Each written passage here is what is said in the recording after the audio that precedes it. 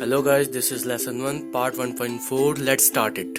Stock resource में थोड़ी सी हम बात कर चुके थे, अब उसके एग्जांपल की बात है। देखिए ऊपर टॉप में पेज पर, और यदि आपको वर्ड्स नज़र नहीं आ रहे ढंग से तो आप जूम करके मेरे एक्सप्लेनेशन को फॉलो कर सकते हैं। देखिए, for example water is compound of to gases hydrogen and oxygen. जैसे उदाहरण के तौर पर स्टॉक रिसोर्स में जो पानी है वो दो गैसों से मिलकर बनता है, वो है हाइड्रोजन और oxygen. Hydrogen can be used as a rich source of energy, और हाइड्रोजन का जो प्रयोग है वो हम एनर्जी के एक बहुत अच्छे स्रोत के रूप में कर सकते हैं, rich source. But we do not have advance technical know how to use this purpose. लेकिन हमारे पास इतनी एडवांस टेक्नोलॉजी नहीं है, और नहीं हमें पता है कि इसका जो यूज है एनर्जी के लिए हाइड्रोजन का कैसे करें। Hence it can be considered as stock, इसीलिए इसे स्टॉक रिसोर्स कहा गया है। अब देखिए, on the basis of status of development में लास्ट है reserve resource.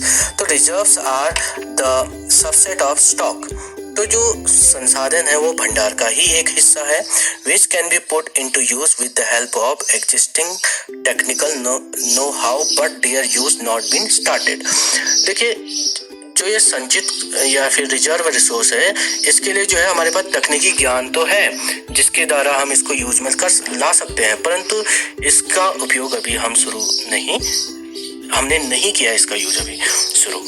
These can be used for meeting future requirements, और इन रिजर्व रिसोर्स का प्रयोग हम भविष्य में आवश्यकता की पूर्ति के लिए कर सकते हैं। River water can be used for generating hydro electric power, but presently it is being used only limited extent. जैसे उदाहरण के तौर पर नदियों में जो पानी है उसका प्रयोग इलेक्ट्रिसिटी पैदा करने के लिए किया जा सकता है, परंतु वर्तमान में इलेक्ट्रिसिटी पैदा करने के लिए इसका प्रयोग बहुत ही कम या सीमित मात्रा में करते हैं। Thus the water can in the dams, forest extra is a reserve which can be used in the future। और इसीलिए जो पानी है डैम्स में और जो जंगल है उसका प्रयोग भविष्य में किया जा सकता है रिजर्व रिसोर्स की तरह। ठीक है, अब अगली हेडिंग है डेवलपमेंट ऑफ रिसोर्स। देखिए, इसमें resource are vital for human survival as well as for the maintaining of quality life. तो जो संसाधन है मनुष्य के जीवन यापन के लिए बहुत जरूरी है, और साथ ही साथ जीवन की गुणवत्ता को बनाए रखने के लिए भी बहुत जरूरी है संसाधन। It was believed that resources are free gift from nature, और ऐसा माना जाता है कि जो रिसोर्स या संसाधन है वो प्रकृति का एक फ्री गिफ्ट है, यानी कि जिसे आप क्या बोल सकते हैं हिंदी में, चलो जो भी है। आगे देखिए, as a result human beings used them indiscriminately and this has lead to the following problem. तो परिणाम स्वरूप मनुष्य ने इन संसाधनों का प्रयोग अंधाधुंध तरीके से किया है, जिसके कुछ बुरे परिणाम या कुछ समस्याएं सामने आई है। देखिए डॉट में पहली समस्या क्या है, इसमें देखिए depletion of resources for satisfying the greed of few individuals. तो कुछ व्यक्तियों के लालच के कारण जो रिसोर्सेज है उनका धीरे धीरे विनाश या ह्रास हो रहा है। सेकेंड है accumulation of resources in few hands which in turn divided society into segments, that is haves and have nots, और रिच और पुअर। और देखिए, जो संसाधन है वो समाज के कुछ ही व्यक्तियों के हाथ में है, जिससे समाज दो हिस्सों में बट गया है, एक है साधन संपन्न, एक है साधन विहीन, जिसे आप गरीब और अमीर कहते हैं। ठीक है ना। अब देखिए, इसमें जो नंबर थर्ड है वो क्या है, जरा देखिए। इसमें जो नंबर थर्ड है, indiscriminate exploitation of resources has led to global ecological crises such as global warming, ozone layer depletion, environmental pollution and land degradation। तो देखिए, संसाधनों के बहुत ज्यादा शोषण करने से कुछ वैश्विक संकट पैदा हो गया है, जैसे ग्लोबल वार्मिंग होना शुरू हो गया है, ओजोन परत नष्ट होने लगी है, पर्यावरण प्रदूषण हो रहा है, और भूमि डिग्रेडेशन हो रहा है, भूमि का निम्नीकरण हो रहा है। ठीक है, अब देखिए आगे ऊपर देखिए right side, an equitable discrimination of resources has become essential for sustained quality of life and global peace। मानव जीवन की गुणवत्ता और विश्व शांति बनाए रखने के लिए संसाधनों का उचित प्रकार से बंटवारा होना भी आवश्यक हो गया है। If present trend of resources depletion by the few individuals and countries continues, the future of our planet is in danger. यदि इसी प्रकार से कुछ व्यक्तियों द्वारा या देशों के द्वारा संसाधनों का दोहन जारी रहा तो हमारी पृथ्वी का भविष्य भी संकट में पड़ जाएगा. Therefore, resources planning is essential for sustainable existence of all forms of life. इसीलिए जो है हर तरह के जीवन का अस्तित्व बनाए रखने के लिए संसाधनों के उपयोग की योजना बनाना भी बहुत जरूरी हो गया है. Sustainable existence is a component of sustainable development. यदि हम बात करें सस्टेनेबल यानी कि सतत अस्तित्व सही अर्थ में जो है सतत पोषणीय विकास का एक हिस्सा है. अब देखो सस्टेनेबल डेवलपमेंट यानी कि सतत पोषणीय विकास क्या है, इसे मैं आपको समझा देता हूँ. देखिए सतत पोषणीय विकास पोषणीय आर्थिक विकास का अर्थ है कि विकास पर्यावरण को बिना नुकसान पहुंचाए हो और वर्तमान विकास की अवहेलना न की जाए. अब देखो अगला हेडिंग है नीचे रियो डी जनेरियो का जो सम्मेलन हुआ था 1992 में. इसे एक्सप्लेन कर देता हूँ, मैं पढ़ा नहीं रहा हूँ, सीधे एक्सप्लेन कर रहा हूँ. जून 1922 में 100 से अधिक राष्ट्राध्यक्ष जब ब्राजील के शहर रियो में जो है आए थे पृथ्वी के अंतर्राष्ट्रीय सम्मेलन में. सम्मेलन का आयोजन जो था विश्व स्तर पर उभरते हुए पर्यावरण संरक्षण और सामाजिक विकास की समस्याओं को ढूंढने के लिए सम्मेलन हुआ था. सम्मेलन में जो नेता एकत्र हुए थे वो भूमंडलीय जलवायु परिवर्तन और जैव विविधता पर एक घोषणा पत्र पर उन्होंने हस्ताक्षर किया और रियो सम्मेलन में जो फॉरेस्ट प्रिंसिपल्स थे उसके सिद्धांतों पर सहमति जताई गई और 21वीं शताब्दी में सतत पोषणीय विकास के लिए एजेंडा 21 की स्वीकृति दी गई. अब ये एजेंडा 21 क्या जरा देखिए, यह एक घोषणा है जिसे 1922 में जो है ब्राजील के शहर में जो है संयुक्त राष्ट्र पर्यावरण और विकास सम्मेलन के अधीन जो है अलग अलग देशों के अध्यक्षों के द्वारा इसकी स्वीकृति दी गई थी. किसकी? एजेंडा 21 की. इसका उद्देश्य भूमंडलीय सतत पोषणीय विकास हासिल करना है और यह एक कार्यसूची है जिसका उद्देश्य समान हितों, पारस्परिक आवश्यकताओं और सम्मिलित जिम्मेदारियों के अनुसार विश्व का सहयोग के द्वारा पर्यावरण की जो क्षति हो रही है, गरीबी जो बढ़ रही है, रोगों से जो है निपटने के उपाय जो है सुझाना है.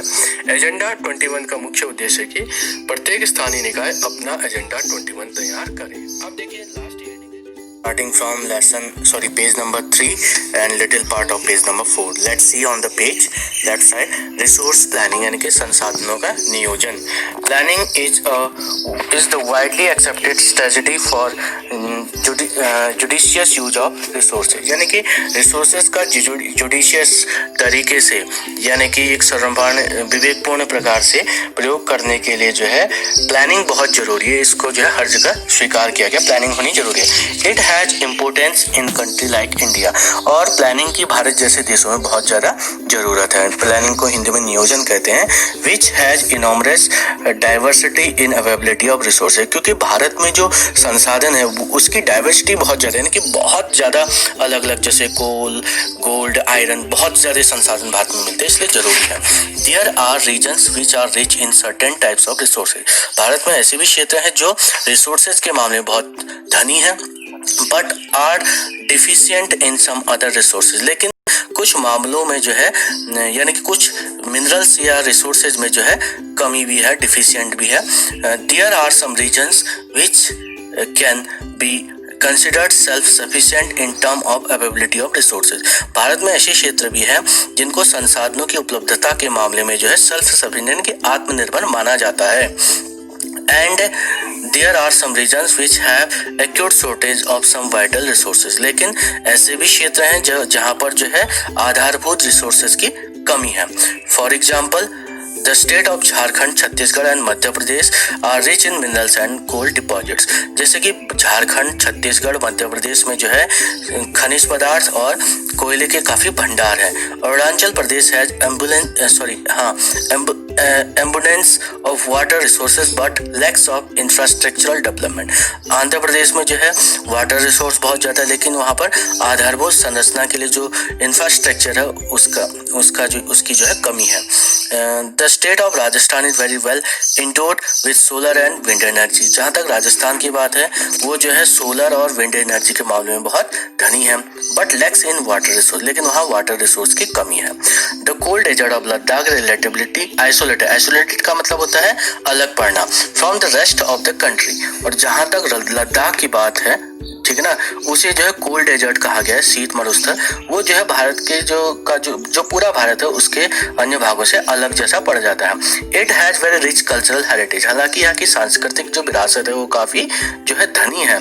And some vital but it is deficient in water, infrastructure, some minerals। लेकिन यहाँ पर पानी और जो इंफ्रास्ट्रक्चर है और जो वाइटल यानी कि महत्वपूर्ण मिनरल्स यानी कि खनिज हैं उनकी कमी है। This calls for balance resource planning at the national, state, regional and local levels. और इसीलिए जो है राष्ट्रीय, प्रादेशिक और स्थानीय स्तर पर जो है संतुलित संसाधनों के नियोजन की या प्लानिंग की आवश्यकता हमें हमेशा पड़ती है। Now look at the next heading, resource planning in India, यानी कि भारत में संसाधनों की प्लानिंग या नियोजन। Resource planning is a complex process which involve, देखो रिसोर्स प्लानिंग जो है बहुत ज्यादा जटिल प्रोसेस है।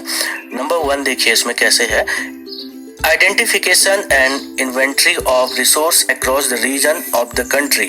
तो इसमें सबसे पहले क्या करना पड़ता है, देश के विभिन्न प्रदेशों में संसाधनों की पहचान कर उनकी हमें तालिका बनानी पड़ती है। This involve surveying, mapping and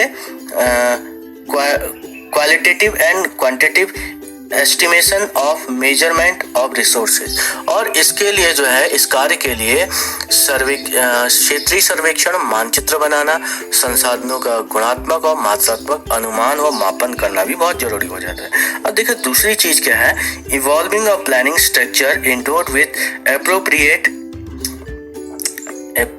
technology, skill and institutional setup for implementing resource development plans।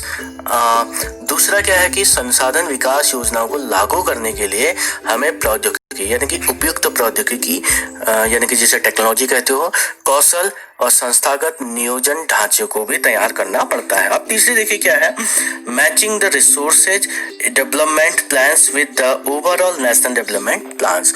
और उसके बाद जो हमें संसाधन विकास योजनाओं और राष्ट्रीय विकास योजनाओं में क्या करना पड़ता है, समन्वय यानी कि मैचिंग स्थापित करना पड़ता है।